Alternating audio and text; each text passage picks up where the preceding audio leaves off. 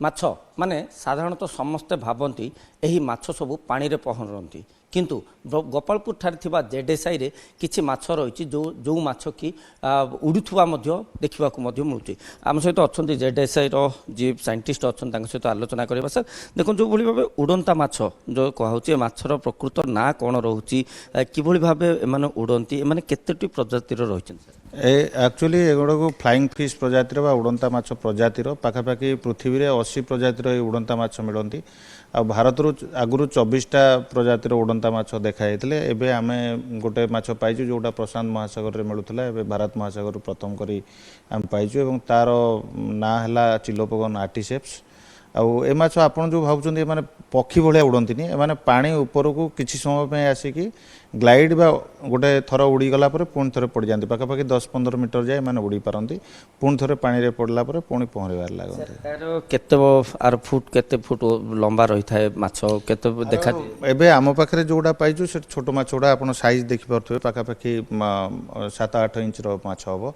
आउ अलगा किछि माछ अछन जोडा गोटे फुट 1.5 फुट जाय भी बढ़ंती। आ आम पाखरे 3-3टा भेराइटी रो मु एबे देखैछि आपन को, आपन देखि परथबे। सर एबे कोठु सर ए माछ को एबे कोठु अणा जाईछि सर? आउ जदि हम कहबा केते बड़ रहुछि एटा ये रे? एबे ए माछ आमे पाइथिलु वेस्ट बेंगल रु जने दीपांजन रे बोली जने अछंती प्रोफेसर से पठैथिले।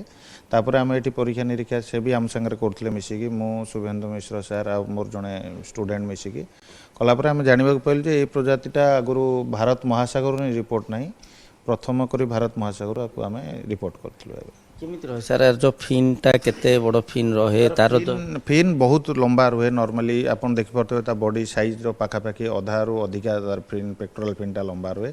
जो फिनटा को से माने पक्षी रो डेना भलिया दरकार हेले यूज करंती। जेतबे तांको पर्टिकुलरली किछि माछ आक्रमण करंती समुद्र भितर पानी भितर तिला बेले से माने से माछंग ठरो एस्केप करबा पई दलगत भाव रे उड़ी जांती। किछि बाट उड़ला पर पुणी पानी रे पड़ी जांती। से फिनटा तांको चढ़ई रो डेना भलिया अल्प समय पई काम कर दिए। सर देखो आउ गोटे कथा जदि आम कहवा ये जो आपण जेडेसाई रे पूर्वर केतोटी माछ रही जो उड़ंता माछ वर्तमान एबे केतोटी? सर एबे आम पाखरे 10टा प्रजाति 12टा प्रजातिर पाखापाखि थिबो। एबे माछर एमती जेमती एबे 3टा भेराइटी देखैछु। आ पाखरे आम पाखरे 10 भेराइटी रो अधिका थिबो। सर रिसर्च करला पर आपण कोन जानि पाले वर्तमान जो रिसर्च सरीची कोन जणा पड़थिला एटा कि ए प्रजातिर माछ भी हमर एटी देखा होछन्ते। आ ए प्रजातिर माछ ऊपर बहुत काम होबार अछि।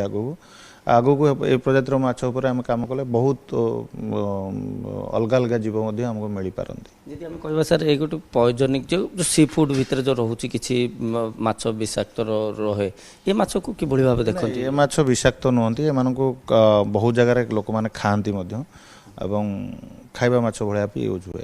केमिति देखा जाय केते परिमाण रे देखा जाय सर? हम जदि इंडिया कथा जदि कहबा को अंचल रे केते परिमाण रे देखा जाय केमिति? ए प्रजातिर माछ माने पर्टिकुलरली ए ग्रुप नो किंतु फ्लाइंग फिश सब आडे भारतर सब एरिया रे देखा जानती।